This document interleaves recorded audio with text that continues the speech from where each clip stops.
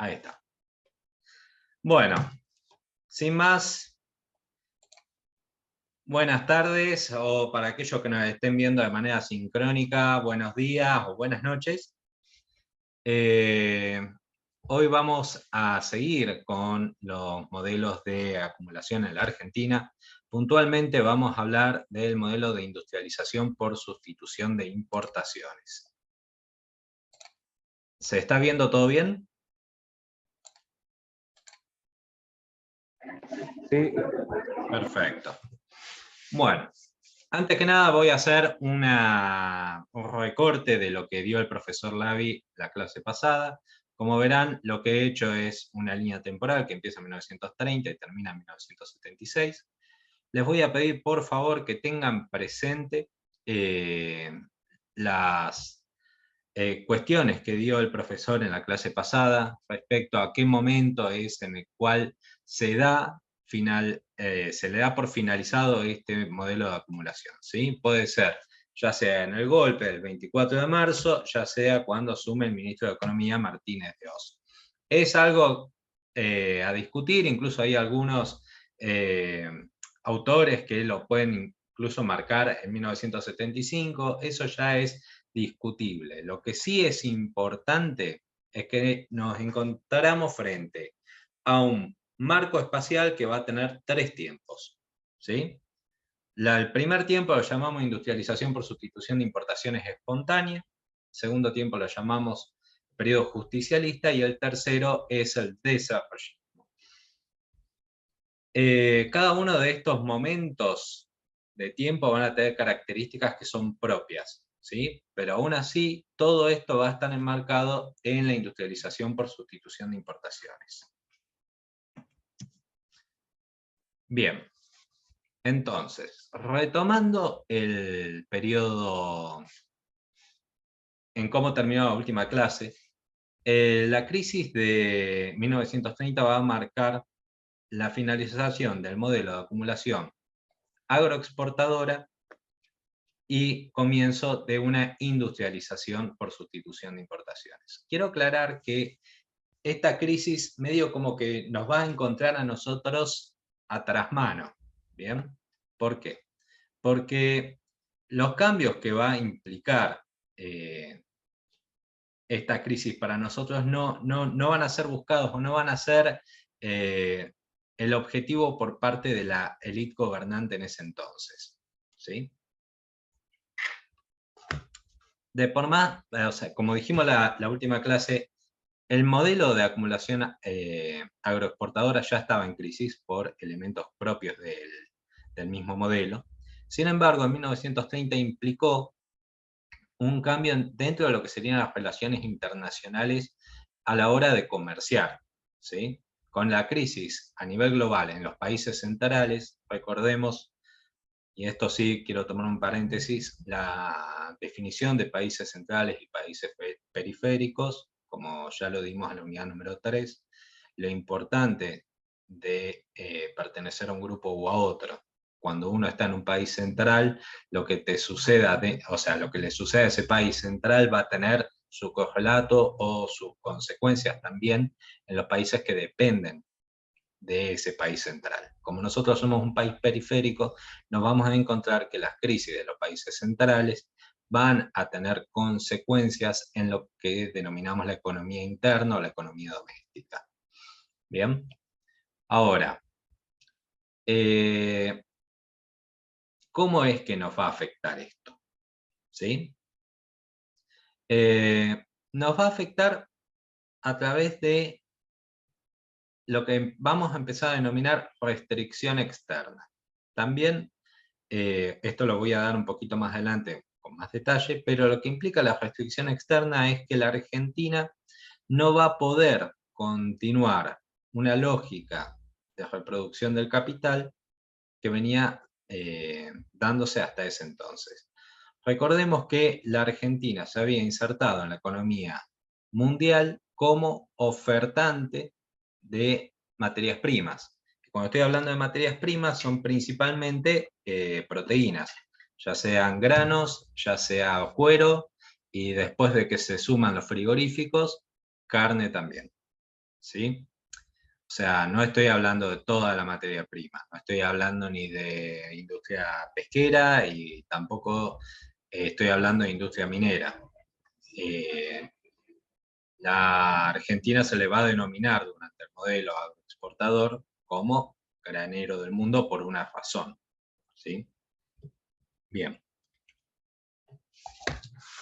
Por eso es que vamos a decir que el periodo anterior va a buscar o va a tener como centro la producción de granos y carnes, porque toda la economía, como ya se dio en la clase anterior, va a estar centrada en esa actividad. Toda la infraestructura del país va a estar centrada en esa actividad. Las políticas públicas van a estar centradas en esa actividad.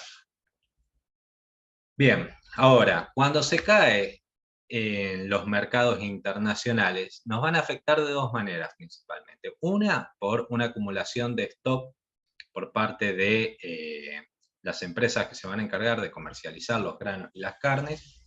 Y por otra parte, por una imposibilidad por parte de la Argentina a la hora de adquirir los bienes manufacturados o de valor agregado. Esos bienes que antes se traían de distintas partes del mundo, especialmente Inglaterra, destinados para el consumo interno. Léase vajilla, léase maquinarias rudimentarias, pero maquinarias en fin, léase, bueno, hasta vestimenta se importaba, ¿sí? Entonces, el hecho de que vos te encuentres con un faltante a la hora de poder abastecer a tu población con necesidades básicas es un gran problema, porque no es que vos no podés comprar el último celular que está en el mercado, no podés comprar, qué sé yo, un iPhone 14. Directamente no hay calzado en las tiendas, para que se entienda el problemón que significó para Argentina esta crisis.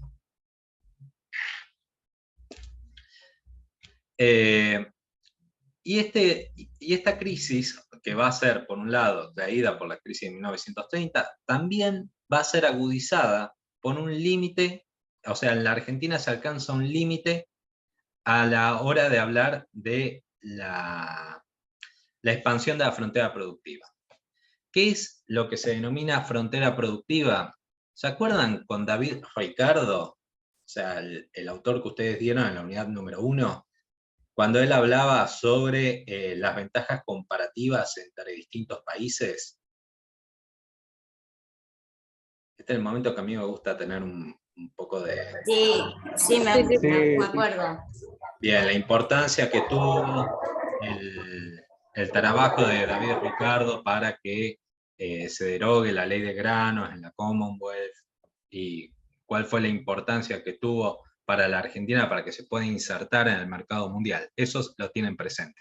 Bueno, les pido que lo tengan presente porque el problema va a ser que, por más allá de que esta ventaja comparativa nos sirvió para poder crecer hasta 1910, 1915, 1920, ponele, nos vamos a encontrar en un límite, porque también las tierras de la Argentina no son todas productivas por igual, o no están todas tan cerca de Buenos Aires. Va a llegar un punto en el cual no va a ser tan rentable, bien, por límites tecnológicos, por límites de infraestructura, por límites varios, bien, que los campos argentinos puedan producir para generar las divisas necesarias para que una población pueda, de alguna manera, subsistir. Bien. Entonces,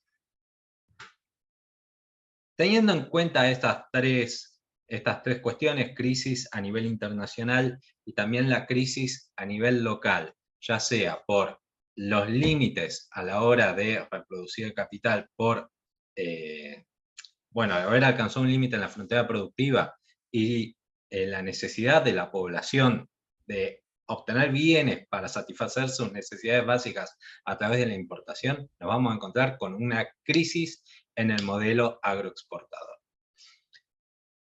Yo acá les he dejado, o sea, como un punto aparte, tres temas que son fundamentales que les voy a pedir que lo vayan a ver a la bibliografía de la clase, ¿sí? Recuerden, esta bibliografía va a seguir en los textos de Un rock and roll para el país y también el texto de Susana Torrado, así que los textos de la bibliografía obligatoria son obligatorias justamente por un motivo. Nosotros por cuestiones de tiempo no podemos llegar a profundizar tanto como nos gustaría, así que sí o sí, una vez más, les pido que lean esos textos, si es posible después de la clase, para que lo tengan fresco, o si no, cuando ustedes puedan. Estos tres temas, estos tres grandes temas, van a ser, primero, la existencia de una industria previa a este periodo, ¿sí? Porque recordemos, no es que la industria se genera por, o sea, no es que de manera espontánea empiezan a aparecer industrias en la Argentina. Ya había industrias en la Argentina gracias al último modelo de acumulación, que es el modelo agroexportador, que el profesor Lavi explicó muy bien cómo es que se dio este surgimiento de pequeños talleres, pequeñas fábricas para poder sostener el mismo modelo, sino que además se dieron a través de distintas leyes la generación de grandes empresas, o lo que van a ser grandes empresas, como por ejemplo YPF, ¿bien? También van a ser empresas como Fabricaciones Militares Argentinas, y también durante el periodo previo, el último momento del modelo de acumulación agroexportadora, nos vamos a encontrar con el surgimiento, o mejor dicho, el acceso de grandes masas populares a los puestos de decisiones en el Estado, ya sea por la ley Sáenz Peña, que es la 8.871, bien, que va a permitir, o sea, va a dar un paso a lo que vamos a denominar la elección popular por parte del pueblo. Recuerden que la 8.871 garantizaba el voto secreto, obligatorio y masculino, ¿sí? O sea, no estamos hablando de toda la población, solamente estamos hablando de los hombres, ¿bien? Pero más allá de esta ley, también hubo un proceso de democratización, de institucionalización, de legalización, de buscar una estabilidad dentro de lo que sería el término institución a cuestiones como la estabilidad administrativa. Como vamos a ver a continuación, antes de este proceso de democratización que se va a dar en la República Argentina, era muy común que las personas que trabajaban en el Estado estuviesen a la buena de Dios si es que cambiaba el signo político gobernante en una provincia o en una ciudad. Y también hay que mencionar la existencia de la reforma universitaria, que va a dar el primer paso para que el pueblo pueda acceder. Cuando estoy hablando del pueblo son las grandes masas populares, ¿sí? No estamos hablando ni de oligarcas ni de pequeñas élites, ¿sí? Estamos hablando de grandes masas populares a la hora de poder acceder a una educación universitaria que luego va a ser gratuita y que, bueno, también se busca que sea de buena calidad.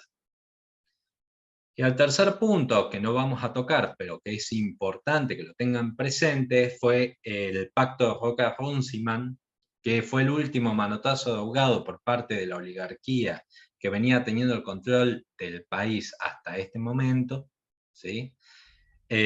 Para, bueno, conservar sus privilegios. Este pacto, de alguna manera, busca o intenta volver atrás ciertas reformas que se habían dado durante los primeros gobiernos radicales, fracasa en todo, porque primero no logran ser cumplidos los estándares mínimos que se habían pedido en esa negociación para las mismas élites, y también genera un malestar tan profundo que, bueno, termina con el colapso de la década infame.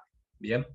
Pero bueno, esos tres puntos, por favor, ténganlos presentes, van a tener su correlato en esta clase, pero no lo podemos dar en profundidad. Entonces, ¿cuáles van a ser los principales cambios a grosso modo entre el modelo agroexportador y el modelo de industrialización por sustitución de importaciones. ¿Cómo vamos de tiempo? Vamos. Bien. Primero va a ser el cambio en la lógica del patrón de acumulación. Como dije, el modelo agroexportador va a tener su centro en la exportación de bienes primarios, principalmente proteínas o alimentos, ¿sí? Y para buscar un aumento de la riqueza en general, va a buscar la expansión de la frontera agraria o frontera agrícola. Mientras que en el modelo de industrialización por sustitución de importaciones, vamos a ver que el patrón de acumulación va a cambiar o va a girar hacia la producción de bienes manufacturados, destinados no a la exportación, como en el modelo agroexportador, sino al mercado interno. Por eso es que tiene ese nombre, industrialización por sustitución de importaciones. Importaciones quiere decir que son bienes que se fabricaban en el exterior y que ingresan a la Argentina, ¿sí? Entonces, si vos vas a tener una industria enfocada a reemplazar eso, quiere decir que los bienes que se van a fabricar van a estar destinados al mercado interno. Mercado interno cuyas características dimos en la unidad 3 y que también fueron dadas en la última clase. Bien, seguimos. Otro punto importante que señalo es, bueno, la representación por parte del pueblo en general. La representación no solamente, una vez más, en lo que sería el Estado, sino en la participación en la toma de decisiones. Antes, en el modelo agroexportador, por más allá de que existiese federaciones agrarias o surgimiento de los primeros sindicatos o también, bueno, pequeños avances dentro de lo que sería la escasa democracia que existía en la Argentina, nos vamos a encontrar que el Estado estaba bajo control del Partido Autonómico Nacional, que no era más que como una extensión a un grupo, ¿cómo decirlo? A un eje de poder que era la sociedad rural. El Partido Autonómico Nacional lo que hacía, disculpen, me están escribiendo, Partido Autonomista Nacional, gracias Gaby. Me perdí. O sea, el Partido Autonomista Nacional lo que hacía era ganar elecciones, pero esas elecciones no eran limpias, o sea, no eran bajo la participación popular, sino lo que se hacía era mantener el estado de situación a través de lo que se denominaba el fraude. Cuando obligaban a grandes cantidades de personas a votar, ¿sí? para un candidato o también para directamente desaparecían urnas. O sea, lo que quiero marcar con esto, más allá de la modalidad, era que la elección no estaba en las urnas, no estaba en el acto eleccionario, sino que estaba tomada de antemano en algún escritorio. Y eso restaba poder, porque estamos hablando al fin y al cabo de relaciones de poder, le restaba poder a la gente que no pertenecía a ese grupo. O sea, no tenía ni voz ni voto a la hora de tomar las decisiones económicas y políticas de la Argentina. Mientras que, ahora sí, en el modelo de industrialización por sustitución de importaciones, ha habido cambios estructurales fundamentales a la hora de toma de decisiones. Primero tenemos la ley Sáenz Peña, la 13.010, digo, la 13.010, no, disculpen. Primero tenemos la ley Sáenz Peña y luego tenemos la ley 13.010, que es la ley del voto femenino en Argentina, para empezar. Luego tenemos otros avances, ¿sí? Vamos a encontrarnos con que se van a empezar a sindicalizar los trabajadores, va a haber una presencia más horizontal, o sea, en comparativa, por supuesto, va a haber una presencia más horizontal de la toma de decisiones, y las personas van a tener como un peso más preponderante frente a a la oligarquía que estaba gobernando hasta ese entonces. Otro punto es el rol del Estado. O sea, uno de los mitos que yo quiero desmentir es que el Estado siempre interviene en la economía. O sea, esto de que el Estado no interviene o que es abstencionista o que deja que la economía circule y bueno, que la economía se desarrolle sola, no es así. El Estado puede intervenir, ya sea para garantizar los privilegios de clase, o sea, los que tienen el poder en ese momento, o de alguna manera busca como hacer que ese poder se reparta, ¿sí? Hay distintas políticas públicas para eso, pero a mí me parece sumamente claro marcar esto, porque el Estado durante el modelo agroexportador intervino un montón de veces. Sin ir más lejos, el pacto Roca-Runciman fue una intervención directa por parte del Estado, que lo que hacía era buscar mantener los privilegios de clase. Surgimiento de las...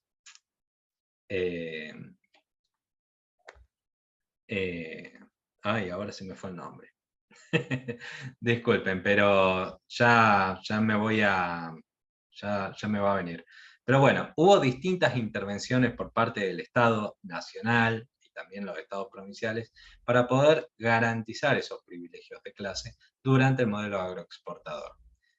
En el modelo de industrialización por sustitución de importaciones vamos a ver que va a seguir interviniendo, ¿bien? Pero con otra lógica. Por ejemplo, la Junta Nacional de Granos y la Junta Nacional de Carnes, que eran los términos que no me están saliendo, fueron modificados para transformarse en el IAPI, una vez que estemos hablando en el justicialismo. O sea, lo que va a buscar es una redistribución por parte del ingreso nacional de los sectores privilegiados que tenían el poder político hasta ese entonces, para pasárselos a otros jugadores dentro de la lógica de la acumulación del capital. ¿Y cuáles van a ser esos jugadores? Bueno, primero, el sector industrial. Y segundo, el sector de los trabajadores. Y esto va a obedecer a una lógica. Y esa lógica es que los trabajadores, al ser la gran mayoría de la población, son los que garantizan la demanda dentro del mercado interno. Si vos querés llevar adelante un modelo de reproducción del capital donde se venda bienes manufacturados destinados al mercado interno, necesitas un mercado interno que pueda comprarlos. ¿Se entiende? O mejor dicho, ¿lo van entendiendo?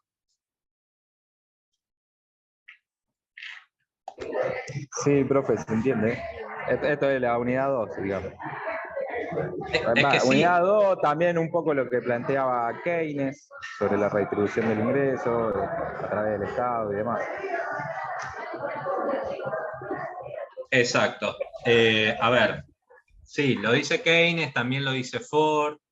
Vayan como entrelazando los conceptos, que es justamente lo que les pedía al comienzo de la clase. Bueno, y por ese motivo, los principales beneficiarios de uno y otro modelo van a ser, en el caso del modelo de acumulación agroexportador, va a ser la clase terrateniente, esta oligarquía, este gobierno de pocos, que se mencionó en la clase anterior, que lo caracterizaba era tener un título, un papel que decía que son dueños de grandes extensiones de tierra, ¿sí? Por más allá de que hayan sido usurpadas a través de la fuerza a los pueblos originarios. Mientras que en la industrialización por sustitución de importaciones vamos a encontrar que el empresariado, o sea, las personas que tienen talleres, fábricas, no vamos a hablar de grandes fábricas, pero el pequeño y mediano empresario y el sector asalariado van a ser los beneficiarios en un primer momento, y luego cuando se empieza a hablar de industrialización pesada, bueno, ahí vamos a estar hablando de grandes fábricas, como por ejemplo Siam, o por qué no, también hablar de otras como la industria petroquímica y la industria farmacéutica. Sigo. Bueno, Voy a tener que ponerle tercera porque si no... Bien, ya dentro de lo que sería el modelo de industrialización por sustitución de importaciones, en el primer momento nos vamos a encontrar con un fenómeno dentro de lo que sería la lógica de cómo se distribuye la población. Nos vamos a encontrar con una fuerte migración interna del campo hacia la ciudad, ¿sí? La crisis de 1930 golpea muy fuerte a los trabajadores rurales. Recuerden que en el periodo anterior, la población argentina en su gran mayoría, no en su gran mayoría, pero estaba distribuida casi mitad y mitad entre los centros urbanos y el campo. ¿Bien? Más que nada por una necesidad para que el campo pudiese producir, porque no existían los avances tecnológicos que existen al día de hoy. Hoy en día la Argentina es un país que está fuertemente urbanizado. O sea, creo que el 92% de la población está dentro de algún nodo urbano, ¿sí? No tengo el número bien, pero anda por ahí, 92, 91. Y este fenómeno se va a dar durante este proceso, ¿sí? O sea, va a haber una fuerte migración interna donde el trabajador agrícola, que se caracterizaba por ser un trabajador pocamente calificado para el sector industrial, muchas veces con un escaso acceso a la educación formal, va a mudarse del campo a la ciudad y va a transformarse de peón rural o trabajador agrícola jornalero a lo que se denomina un trabajador industrial. ¿Bien? Vamos a ver que va a haber un incremento en el peso de la actividad manufacturera si comparamos 1929 a 1944. Y esto vino acompañado también con, bueno, cuando empezás a juntar gente dentro de un taller o dentro de un galpón, esa gente se empieza a, o sea, por una cuestión hasta, no quiero utilizar el término, pero es hasta lógico que suceda, porque cuando vos estás en un espacio reducido y estás trabajando 10 horas al día, quieras que no, empezás a hablar con el compañero que tenés al lado. Ya sea por aburrimiento, ya sea por algo que sucedió, ya sea para pedir ayuda, motivo que sea. Entonces, esto va a favorecer el crecimiento y el surgimiento de nuevos sindicatos. ¿Bien? Estos sindicatos lo que van a empezar a hacer es a defender los derechos de sus trabajadores, y con eso va a empezar a aumentar la conflictividad social. ¿Por qué? Bueno, porque había una gran desigualdad entre las élites que habían gobernado hasta hacía muy poquito el país y el resto de la población, ¿sí? Acá nosotros tuvimos el fusilamiento de Penina, que era un militante anarquista, acá en la ciudad de Rosario, y fue uno de los primeros desaparecidos que tenemos en la historia argentina, durante el régimen de José Félix Uriburu. Para que se entienda el momento en el cual se estaba viviendo. No era un momento tranquilo, todo lo contrario, era súper conflictivo. ¿Bien? Bien. Ahora, este movimiento de población que va a permitir el surgimiento de estos sindicatos también va a tener su correlato en la economía con el crecimiento de talleres, con el crecimiento de fábricas. Siempre estamos hablando de pequeñas fábricas y talleres, ¿sí? Que se van a centrar más que nada en la elaboración de bienes manufacturados que antes se importaban y que al estar cerrado, o mejor dicho, al estar limitado el mercado externo, se tenían que fabricar acá. ¿Y cuáles van a ser las principales ramas que se van a desarrollar? Son las de producción básica, o mejor dicho, las de necesidades básicas. Alimentos, bebidas y textiles. ¿Bien? Que a su vez también empleaban a una gran cantidad de personal. El paradigma de producción, como una vez más les voy a pedir que asocien con los contenidos que hemos dado en la unidad 3, va a ser principalmente el paradigma taylorista, por una cuestión de tamaño y de capacidad de inversión del capital. Los principales centros urbanos que se van a desarrollar, bueno, solamente con mirar el mapa se van a dar cuenta, van a ser los conurbanos bonaerenses, o sea, el primer cinturón del conurbano, y las ciudades de Rosario y Córdoba en el interior. Y bueno, como les decía, por más allá de que el crecimiento industrial se va a dar en estos pequeños talleres, o mejor dicho, pequeñas empresas, pequeñas fábricas, nos vamos a encontrar con también excepciones dentro de la lógica, que van a ser las grandes empresas que va a impulsar el Estado Nacional, que van a ser yacimientos petrolíferos fiscales, o YPF, y fabricaciones militares. Para eso les recomiendo ir a la ley que la crea, que es la 12.709, una vez más. Cada vez que menciono una ley, recuerden que está al acceso de todos en el portal de Infolec. Bien. Con esto terminamos el primer momento, o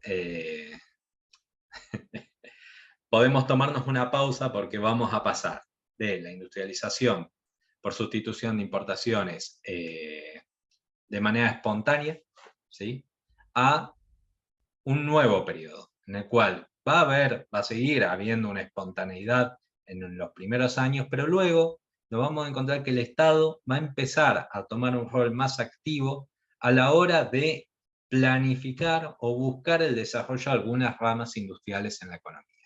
¿Bien? Por eso es que el justicialismo va a tener una impronta distinta al modelo, o mejor dicho, al periodo que dimos anteriormente, ¿sí? Quiero que se entienda eso, por eso es que estoy haciendo este paréntesis. Se entiende que el justicialismo es distinto al periodo que acabamos de dar.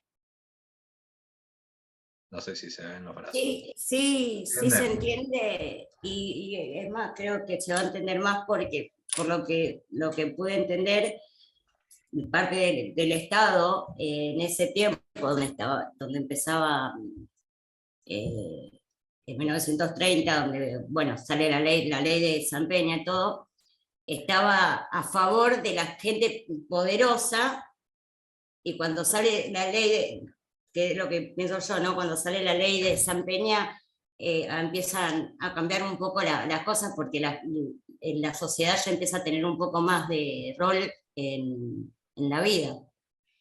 Efectivamente, la ley Sáenz Peña implicó, porque recuerda que en Sáenz Peña fue presidente.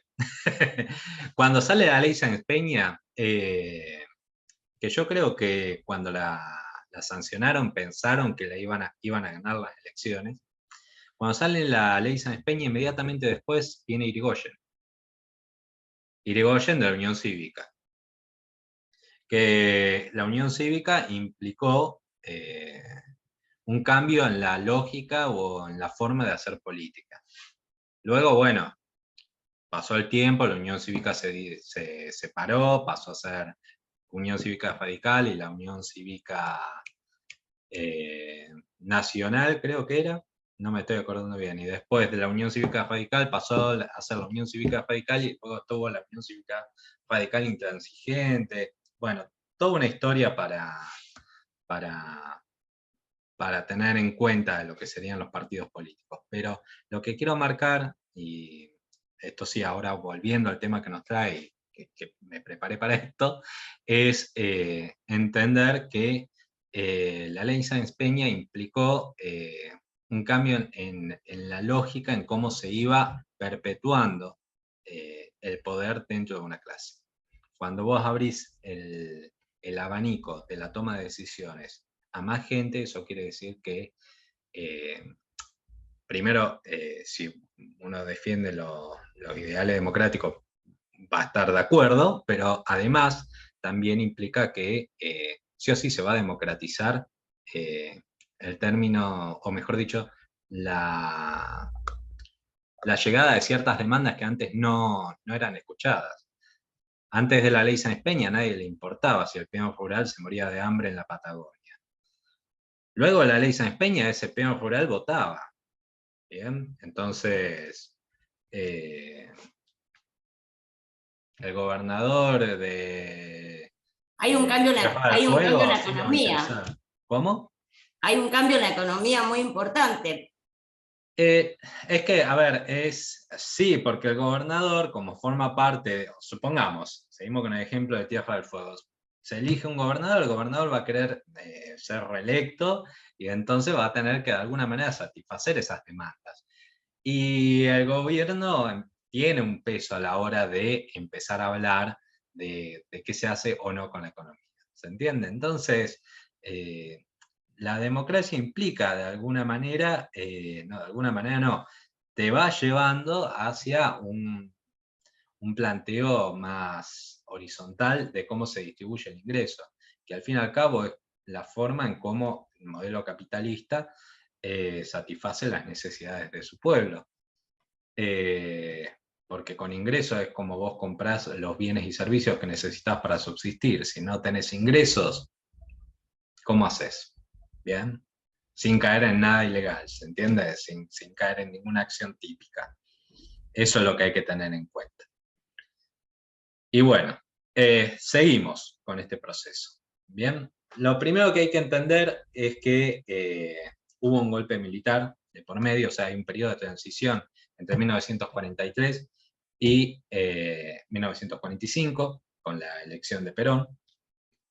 Perón que, siendo parte del GOU, o sea, el GOU era un círculo militar de oficiales, pero no de oficiales de élite, o sea, no era un comandante general, era un general, punto. O sea, estaba en la cadena de mando, pero el escalafón que ubicaba, o en el cual se ubicaba, era un escalafón intermedio.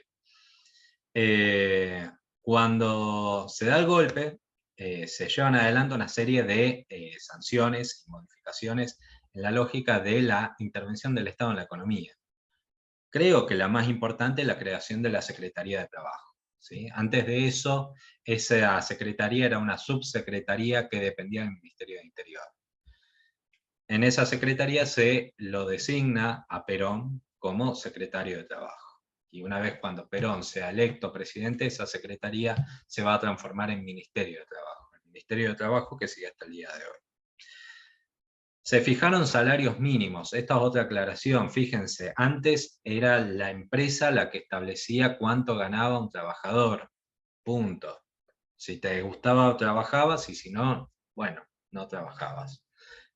Ahora el Estado va a empezar a establecer salarios mínimos. ¿Con qué finalidad? Con la idea de que si una persona trabaja, esa persona pueda satisfacer sus necesidades básicas.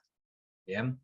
Sin tanto tecnicismo en el término de canastas, en el término de, o sea, porque ahora tenemos un salario mínimo, tenemos una canasta total, una canasta básica total y una canasta básica de alimentos.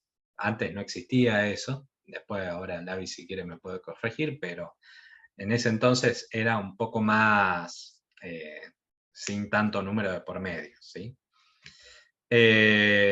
Se limita la jornada de trabajo y esto va a tener un impacto fundamental en lo que sería trabajo asalariado rural, porque a los peones los hacían trabajar todo el día, literalmente trabajaban 16 horas a la jornada. Se sancionan estatutos especiales de trabajo, una vez más, la figura del peón rural. Piensen que la gran masa de trabajadores que va a ser el sustento político para este modelo van a ser los trabajadores asalariados que venían del campo. ¿Se entiende? O sea, cuando estoy hablando de estas reivindicaciones no son casuales. Bueno, se legisla en materia de arrendamiento rural, que fue un gran avance, un avance importantísimo desde el grito de Alcorta, que se dio en el periodo anterior. Se crea la flota mercante nacional, que bueno, va a seguir estando vigente en la Argentina hasta que bueno, sea desmantelada en el modelo de acumulación posterior. Y bueno, cuestión no menor, o sea, no es interna, pero también para que empecemos a ver el rol de la Argentina en el mundo. La Argentina se declara neutral durante la Segunda Guerra Mundial, fíjense los años que estamos hablando.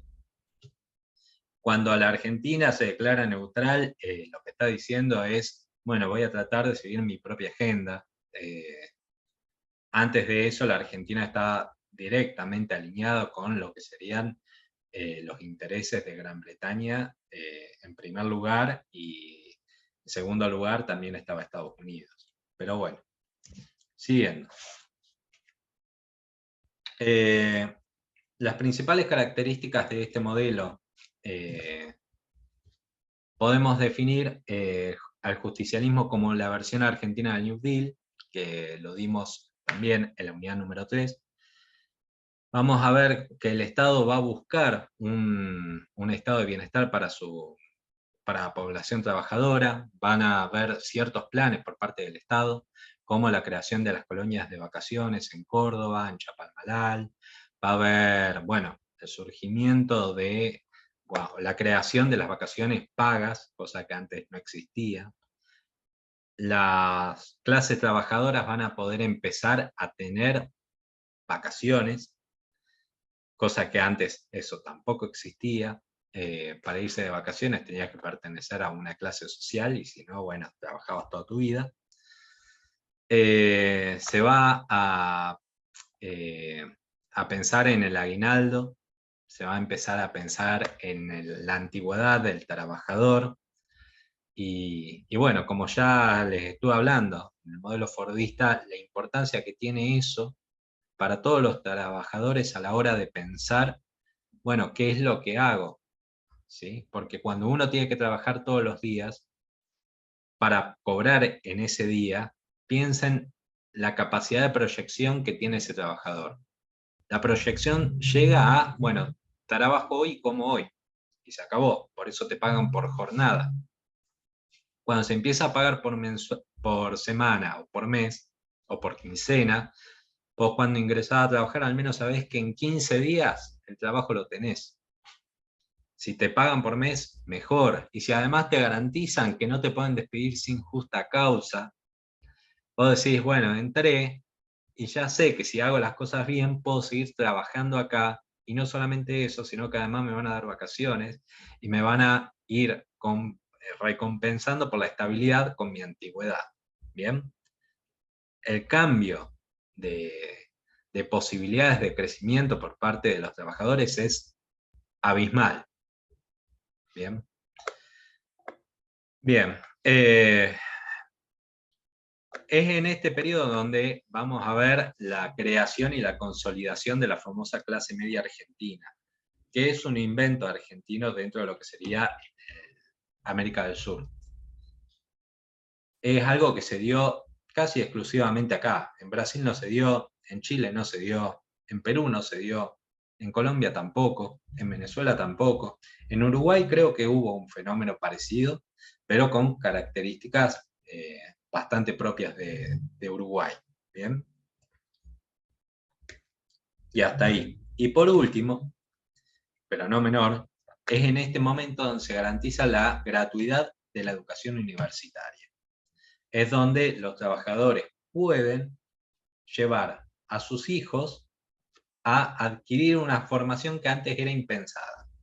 Y esto va a tener un correlato fundamental a la hora de poder empezar a pensar en el ascenso social.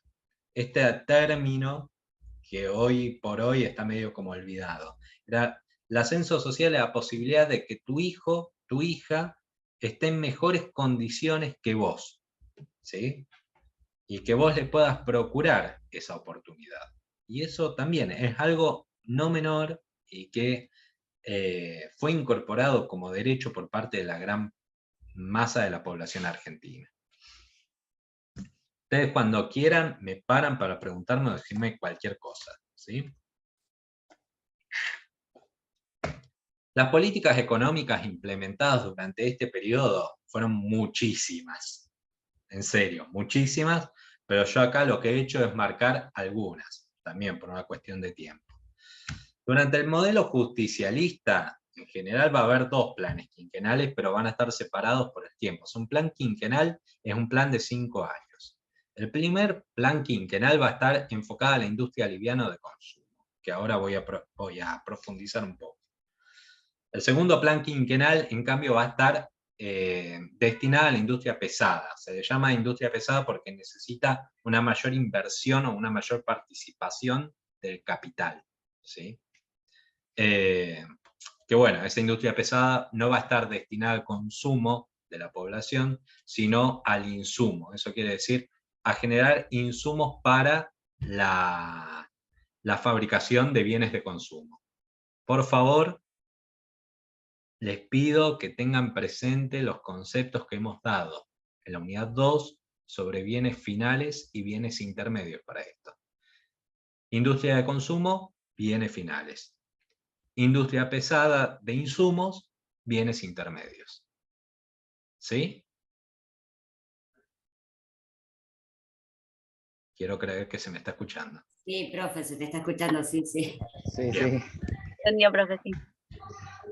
Además de estos 2 planes quinquenales, se crea el IAPI. El IAPI lo que va a hacer es, que es el Instituto Argentino de Promoción del Intercambio, me salió el término, lo que va a hacer es mediar entre el mercado interno y el mercado internacional, ¿sí? O sea, va a ser un intermediario. Lo que va a hacer el IAPI es monopolizar toda la compra de bienes y servicios del exterior y la venta de bienes y servicios del interior hacia el exterior, ¿sí? Entonces, la canasta comercial, la que hemos dado también en balance de pagos, ahora la va a estar llevando el IAPI. Con eso, el objetivo de este órgano estatal era fomentar o buscar facilidades para la industrialización del país, a través de la distribución del ingreso de divisas que se generaba del sector primario, o sea, el campo, vamos a decirlo llanamente, hacia las fábricas que se están buscando impulsar. ¿Bien? Siguiente política es la nacionalización de empresas extranjeras. Esto lo voy a dar muy rápido. Y por último, y no menor, es la nacionalización del Banco Central y el crédito inmobiliario. Que esto va a tener importancia dentro de lo que sería la lógica de la intervención del Estado en las finanzas, o mejor dicho, el acceso al crédito, especialmente para el impulso de construcción de viviendas únicas y otras cuestiones. Meto cuarta. Primer plan quinquenal. Bueno, ya dije, los planes quinquenales son planes que se impulsan desde el Estado y que van a tener una duración de 5 años. Esto no es algo exclusivo del peronismo. Esto, o sea, se le llaman planes quinquenales y vamos a encontrar ejemplos de planes quinquenales en todo el mundo. En la Unión Soviética se hizo, en China se siguen haciendo, en Cuba se siguen haciendo. O sea, no es algo propio de la Argentina, pero sí obedece una lógica de cada 5 años que tenga un inicio y tenga un final, y hacer una evaluación de cuánto se ha triunfado o no en las metas que se habían impulsado. ¿Bien? Va a ser un plan que va a buscar la promoción y desarrollo de la industria metalmecánica, la conocida línea blanca. ¿Qué son ejemplos de esta industria? Cocinas, ventiladores, heladeras. Disculpen. Bienes que están destinados al consumo. O sea, van a tener valor agregado porque son objetos o productos de un bien final, pero la idea es que se pueda dar una oferta al mercado interno que no está pudiendo satisfacer la demanda, ¿bien? Primero, y segundo, generar empresas, grandes empresas que emplearan a una gran cantidad de trabajadores. Recuerden lo que decía Marx respecto a la composición orgánica del capital, mientras, o sea, una empresa que tiene poca composición orgánica del capital, vamos a ver que la mayor peso, o es esperable que mayor peso dentro de lo que sería sus costos de producción, esté dado por el salario. Bien, mientras que en una empresa con alta composición orgánica del capital, nos vamos a encontrar que el mayor peso va a estar dado por el trabajo pretérito o el capital constante, que no es nada más que inversión ¿cómo? Que no damos eso en clase, me parece. Lo de composición orgánica no se estuvo dando. ¿No se estuvo dando? Y no creo. Difícil, no importa. Bueno, Pero, no, yo porque, a ver, no, por mi parte, sí, bueno, creo que faltó una clase, no recuerdo que lo hayamos visto, pero bueno, la idea se entiende entre también en la cuestión de, no me sale ahora, no sé si está relacionado con plusvalía absoluta y relativa. No, bueno, tiene que ver con el grado de capital o la cantidad de capital que tiene una empresa. si no lo dieron, no se preocupen, No te preocupes. lo digo cortito y al pie. Gracias, Lavi, por avisarme de esto. Tener una empresa con alta composición orgánica de capital quiere decir que hay mucha participación de capital. O sea, hay grandes maquinarias sí, principalmente grandes maquinarias que hacen más redituable la hora de trabajo por parte del empresario, ¿sí? Mientras que una empresa que tenga poca composición orgánica sería, por ejemplo, una panadería que necesita que haya muchos trabajadores para que salga la producción. Muy simple lo que acabo de decir y fácilmente rebatible, pero quiero que se entienda la lógica. O sea, una empresa con mucha participación del capital sería una acería, y una empresa con poca participación del capital, vuelvo a dar el ejemplo de la panadería. ¿Se entiende? Eso. Ariel, o sea, acá hay una relación entre baja composición orgánica del capital y empleo, digamos, No se la en esta vuelen. etapa. Si no dimos composición orgánica de capital, ni la noten. Ni la Muchas noten. máquinas, digamos, una empresa con muchas máquinas en relación a la cantidad de personas. ¿Pero se serio? apunta a este tipo de industria para generar empleo o se apunta a este tipo de industria por el nivel de desarrollo que había en ese momento? Se va a apuntar a estas industrias primero para abastecer al mercado interno, que es lo que te estoy marcando acá. El objetivo era dotar de una oferta al mercado interno. Esos bienes antes eran importados en el modelo agroexportador. Primero. Y el segundo objetivo era generar empresas que emplearan a una gran cantidad de trabajadores. ¿Por qué? Porque esos trabajadores van a ser los que compren los bienes que se están produciendo. ¿Se entiende? Clarísimo. O sea, responder a la demanda interna, por eso sustitución de importaciones, y además generar empleo para aumentar el ingreso, digamos, y que haya demanda, y de esa manera hacer crecer también el mercado interno, porque si no vamos a salir a vender afuera, necesitamos que el mercado interno se expanda. Exactamente, un círculo virtuoso en el sentido de que primero se abastece la demanda y luego esos nuevos trabajadores van a hacer la nueva demanda abastecer. Así Gracias. es. Bien. Gracias, Lavi, por ponerme en aviso de eso. Bien. Dejado eso de lado, bueno, como les marqué, va a haber una coordinación entre la política comercial, o sea, lo que sería la estrategia de adquisición por parte del Estado de bienes de capital, con, bueno, a través del IAPI, con una política crediticia en el sentido de créditos blandos, para que se vayan formando estas fábricas de bienes de consumo. Ciam, que es una empresa, bueno, una empresa paradigmática de este momento, fue fruto de este esfuerzo nacional. Bueno, el IAPI, no sé cómo voy de tiempo. No voy bien de tiempo. Bien, básicamente, ahora disculpen, pongo quinta.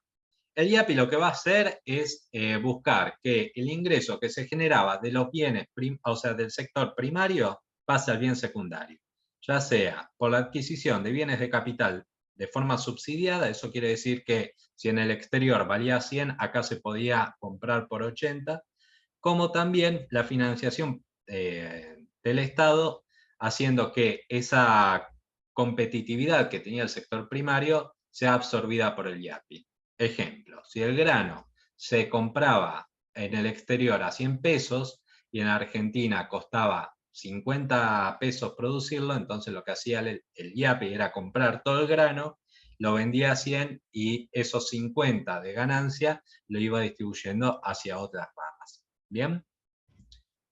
Sigo. También, y esto fue... ¿Cómo? No sé si entendió el ejemplo. ¿Se entendió el que ejemplo? el VIAPI lo que hace es intermediar entre el precio internacional y el precio local. Sí. Si hay un precio internacional muy alto, el VIAPI le compra a todos los productores, le compra a los productores primarios, y es el único que exporta. No exporta en empresa, no exporta al individual, exporta al IAPI. Entonces el IAPI se encuentra con un precio internacional alto, le paga un precio sostén con ganancia y qué sé yo, más o menos buena a los productores locales y se queda con la diferencia. Si hay un precio internacional muy alto, se queda con la diferencia. Y le paga un precio lógico, racional a los productores locales.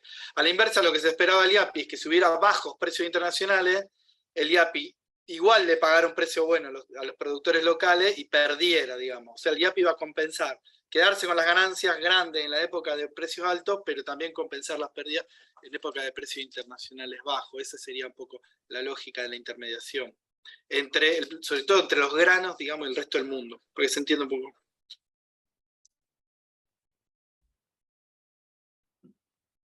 Creo que se entendió, si no hubiesen dicho algo. Sí, se entendió. Bueno, avanzando con las políticas que se llevaron adelante durante este periodo, fueron la nacionalización de las empresas extranjeras. Recuerden que durante el periodo de modelo agroexportador nos vamos a encontrar de que la infraestructura argentina va a estar en manos de capitales extranjeros. Luego de la Segunda Guerra Mundial, que generó una gran cantidad de divisas, no generó una gran cantidad de divisas. O sea, había un montón de deudores internacionales que no podían hacer frente a su deuda con la Argentina. Lo que hicieron fue aprovechar ese marco coyuntural y decirle, bueno, no me pagues la deuda, o sea, nosotros nunca nos pagaron la deuda que tenían los estados centrales, pero a cambio, dame las empresas que están en tu control. Y entre ellos vamos a encontrar la nacionalización de los trenes, la nacionalización de los telégrafos y teléfonos, la nacionalización de los yacimientos carboníferos, que también estaban en manos de los ingleses, la nacionalización de las empresas de gas, la nacionalización de la generación eléctrica, en general, antes la generación eléctrica estaba en manos de capitales italianos, alemanes, estadounidenses, bueno, varios, y también la nacionalización de los puertos, que hasta ese entonces había puertos que estaban en manos de capitales extranjeros, que eso generó grandes conflictos en el periodo anterior. No me quiero meter en esto, pero fíjense que tuvimos el caso del legislador Palacios, que lo que hacía era denunciar la movida que tenían algunos frigoríficos ingleses a la hora de evadir impuestos, que es algo muy parecido a lo que está sucediendo hoy con los puertos en manos de capitales extranjeros. Pero bueno, no me quiero meter en eso, ya está. Nacionalización del Banco Central y del crédito inmobiliario. Esto, lo principal, ya lo dije, o sea, el objetivo era favorecer, buscar el acceso al crédito por parte del pueblo argentino. O sea, antes de que se nacionalizara el crédito inmobiliario, era muy difícil poder acceder a una vivienda única, ¿sí? Porque tenías que comprar todo de una o tener un capital que te permitiese acceder a ese crédito. Créditos que además eran bastante caros, ¿sí? Y por otra parte, es que, bueno, el Banco Central era una empresa mixta hasta este momento. El Banco Central funcionaba, o sea, regulando la economía, pero el Estado no es que tenía la llave a la hora de intervención en el mercado financiero como la que tiene ahora, sino que directamente se tenía que negociar. Bueno, esto se cambia, el Banco Central pasa a estar en manos del Estado, no me quiero meter con toda la legislación, y eso va a permitir al Estado tener un rol muchísimo más activo dentro de lo que sería el flujo de capitales financieros dentro del territorio de la Argentina. Bien. El segundo plan quinquenal, que era el que estaba mencionando antes, fíjense que hay una diferencia entre el año. El primer plan quinquenal se hizo, bueno, no lo puse, pero se hizo, no bien empezó el periodo justicialista. Mientras que el segundo plan quinquenal es en 1952. Y esto obedece a un gran problema que va a tener el modelo de industrialización por sustitución de importaciones. Porque cuando vos empezás a generar una empresa, o empezás a generar fábricas que se dedican a la producción de bienes de consumo, estás abasteciendo el mercado interno, o sea, estás solucionando esa demanda, ¿bien? Pero también estás generando una nueva demanda que antes no tenías. ¿Cuál demanda es esa? Es la demanda de insumos por parte de estas nuevas fábricas. O sea, vos podés tener una fábrica que hace heladeras, pero puede ser que no tengas la fábrica que hace las herramientas que necesita esa fábrica para hacer heladeras. ¿Me explico? O puede ser que no tengas una fábrica que haga el acero de la chapa que necesitas para hacer heladeras. O puede ser que también necesites una fábrica petroquímica para hacer la pintura con la cual pintar las heladeras. ¿Se entiende? Son fábricas que no están destinadas a un consumidor final, pero que son fundamentales para el esfuerzo de producción. Estas industrias de base, o industrias también llamadas pesadas, bueno, el rol que tenían era de abastecer al mercado de esos insumos. Y esas fábricas no existían, ¿sí? Para colmo, el problema con estas fábricas es que necesitan una gran participación del capital, o sea, necesitas una gran inversión de capital para poder armarla. Y estamos hablando de millones y millones y millones de pesos puestos para crear tal vez una sola de esas empresas.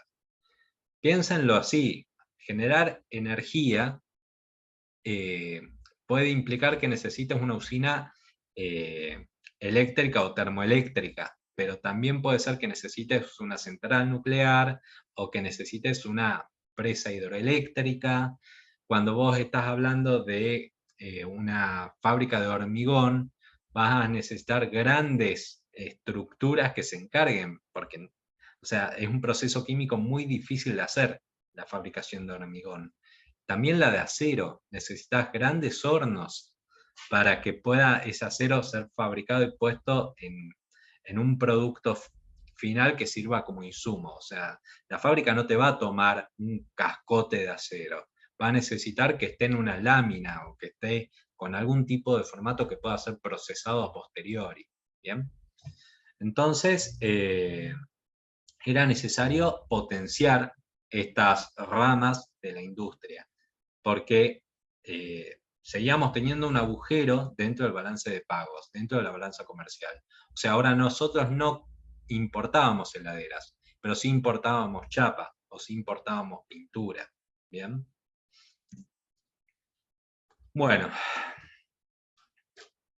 estos fueron los motivos por los cuales se llegó a una crisis del modelo justicialista, sumado a otros elementos, como puede ser el Plan Marshall, en el cual lo que hizo es que Estados Unidos nos dejara fuera del mercado europeo de granos. O sea, no voy a entrar dentro de la explicación de lo que fue el Plan Marshall, pero básicamente Estados Unidos lo que hizo fue financiar a Europa después de la Segunda Guerra Mundial para que se pueda poner de pie otra vez. O sea, había que volver a construir todas las ciudades y nudos urbanos que habían sido destruidos por la Segunda Guerra Mundial. Estamos hablando de ciudades enteras. Estados Unidos financió todo eso con dólares, y a cambio lo que le solicitó Europa fue, bueno, ahora las cosas que vos compres, me las comprás a mí, no se las comprás a nadie más, ¿sí? Entonces, bueno, Estados Unidos, un país muy grande, que además tiene grandes extensiones, y la frontera agraria de Estados Unidos es una de las más importantes del mundo. Piensen que Chicago era la bolsa que competía con Rosario, a la hora de determinar cuáles eran los valores de la tonelada de trigo o después de la soja. Entonces, era una competencia directa entre Estados Unidos y Argentina. Cuando Argentina queda fuera de ese mercado, bueno, vamos a tener una crisis económica muy parecida a la que se vio en la de 1930.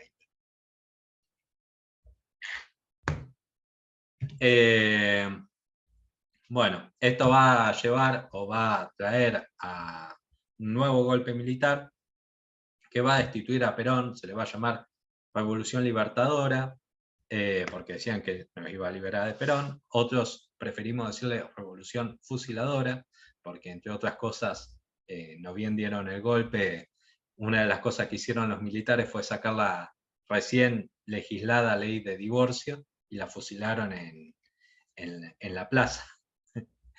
Pero bueno, estoy con muy poco tiempo y todavía tengo que dar desarrollismo. Así que todas esas cositas, de última, si quieren, las podemos dar en otro momento. Sigo. Desarrollismo. Este va a ser un periodo bastante convulsionado, porque vamos a encontrarnos que en este periodo que va a llegar hasta 1976, va a ser un periodo donde va a haber una alternancia entre gobiernos militares de facto y gobiernos democráticos, pero débiles. O sea, va a haber un periodo bastante prolongado en el tiempo en el cual los presidentes electos por el pueblo no van a terminar su mandato. Bien, y si a eso le sumamos las dificultades que existían en el ámbito económico, nos vamos a encontrar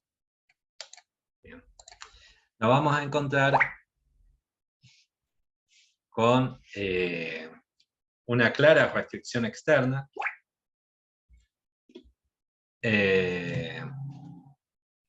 Esa restricción externa lo que va a hacer es, disculpen, justo me están escribiendo, ahí está. Esa restricción externa lo que va a hacer es generar un fenómeno que le vamos a denominar stop and go. ¿Cómo se materializa ese stop and go? Bueno, vamos a ver que el proceso de acumulación o de incremento del Producto Bruto Interno argentino va a pasar por periodos de estancamiento, de crisis, y luego va a volver a crecer. Por eso es que se le denomina stop and go. O sea, vamos a ver que se detiene, que cae y que vuelve a crecer. O sea, va a ser siempre este fenómeno.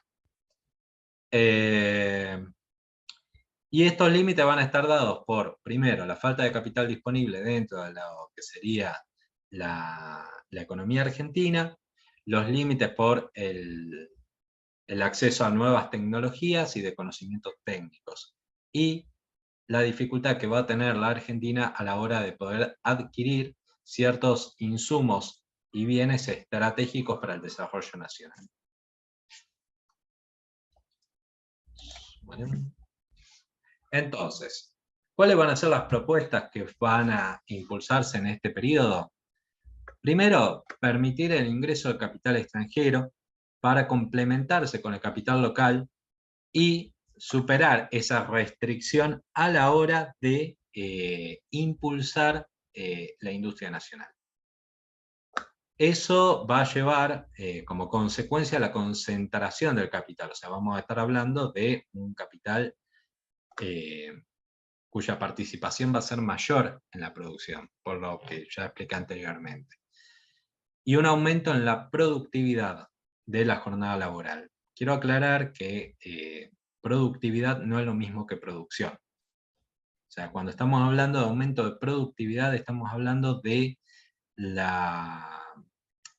una jornada más intensa o de un periodo, un momento en el cual el trabajador va con su jornada laboral a generar mucha más ganancia, o mejor dicho, una mayor, un mayor beneficio, ahí está, hacia sus empleadores. Que es lo que nosotros estuvimos dando una vez más con la clase de Taylor y de Ford, que recuerden que la lógica de esos paradigmas de producción era aumentar la productividad, no necesariamente aumentar la producción. ¿Sí?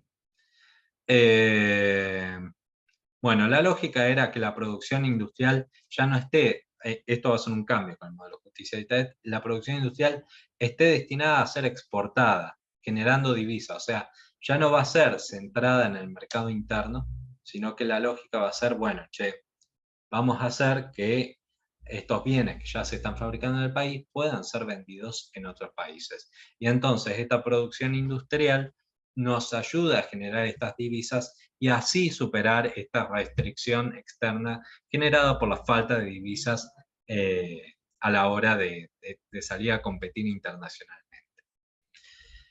Por último, la inversión en educación universitaria y terciaria como un eje estratégico de desarrollo del país. En esto después voy a profundizar bastante. ¿Bien? Pero siguiendo. Nos vamos a encontrar que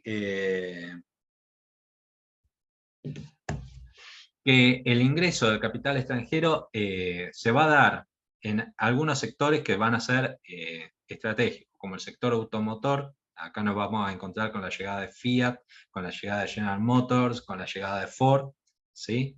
Nos vamos a encontrar con la incorporación del capital extranjero a lo que sería la industria petroquímica, en la cual va a haber una fuerte pelea con YPF, Yacimientos Petrolíferos Fiscales, que en ese momento se va a denominar la guerra por el petróleo, donde vamos a ver a Shell, vamos a ver a...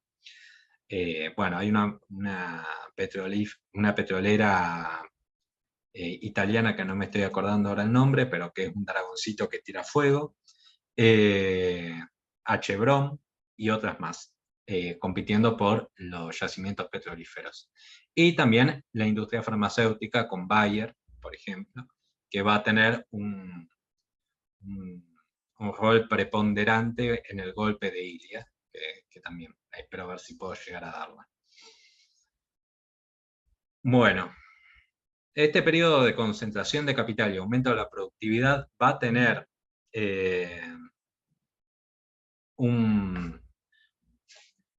una serie de consecuencias dentro de lo que sería la sociedad. ¿Por qué? Porque el Estado ahora lo que va a buscar es fomentar el ahorro nacional y el ajuste fiscal, con una lógica de acumular capital y que ese capital esté destinado a la creación de estas empresas de insumos, ¿sí? Grandes empresas.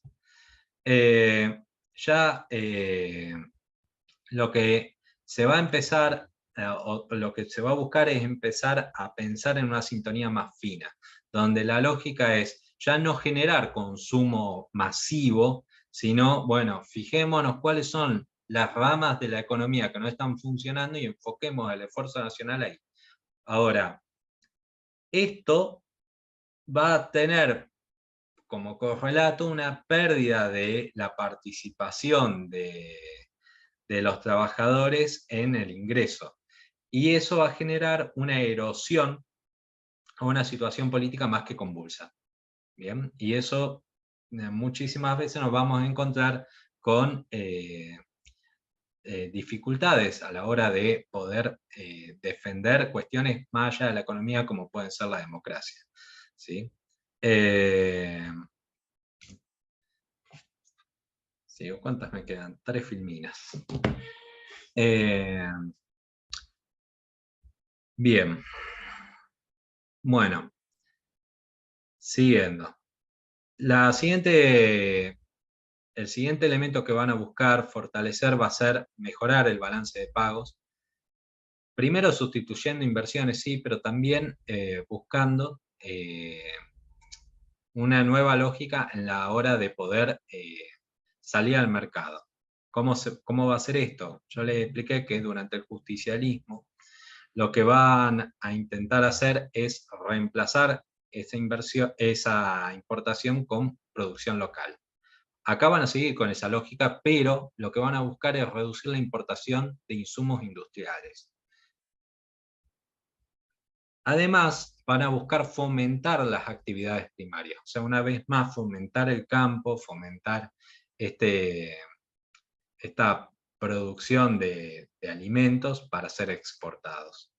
¿Sí? Entonces, por un lado, eso va a ser uno de los principales impulsos que van a hacer a la hora de hablar de balanza comercial. Y también lo que van a buscar es empezar a hablar de exportar bienes de valor agregado. Y acá, una vez más, les voy a pedir que se acuerden de la clase que dio Gustavo García con Lavi sobre el informe de Previch respecto al deterioro comercial de las relaciones de intercambio, porque es en este momento donde sale el informe en el cual dicen, hey, a nosotros nos está yendo tan mal dentro de lo que serían las relaciones de intercambio, no solamente porque seamos malos o estemos perdiendo competitividad, sino que además a nivel internacional los bienes que nosotros exportamos se están deteriorando más de los bienes en comparación, se están deteriorando más que los bienes que nosotros importamos, que son los bienes de capital. Entonces, ¿cómo hacemos para romper esta dependencia? Bueno, una de las formas es a través de la inversión en educación universitaria y terciaria, lo que después se va a denominar como industria del conocimiento. Y esta inversión va a tener su epicentro, su punto central en la Universidad de Buenos Aires, donde se va a buscar generar una universidad que además se acople a este proceso de industrialización. O sea, que haya personas muy bien capacitadas a la hora de poder pensar en cómo se lleva adelante un trabajo. Y estoy hablando de cualquier tipo de trabajo. O sea, acá es cuando vamos a ver una gran generación de ingenieros además destinados a lo que sería la industria pesada, como ingenieros químicos, como ingenieros electrónicos. También vamos a estar pensando en físicos, vamos a estar pensando en este momento donde empiezan a salir los premios Nobel de nuestro país. Y la idea era crear conocimiento y hacer que ese conocimiento genere divisas también. Por eso es que va a haber una estrategia a nivel legal de la Argentina que es impulsar las patentes. Las patentes, para que se entienda, es un derecho que es el derecho sobre una idea en particular. Cuando vos inventás una idea o una forma de hacer las cosas, o un medicamento, por ejemplo, esas patentes generan lo que se denomina royalties o derechos.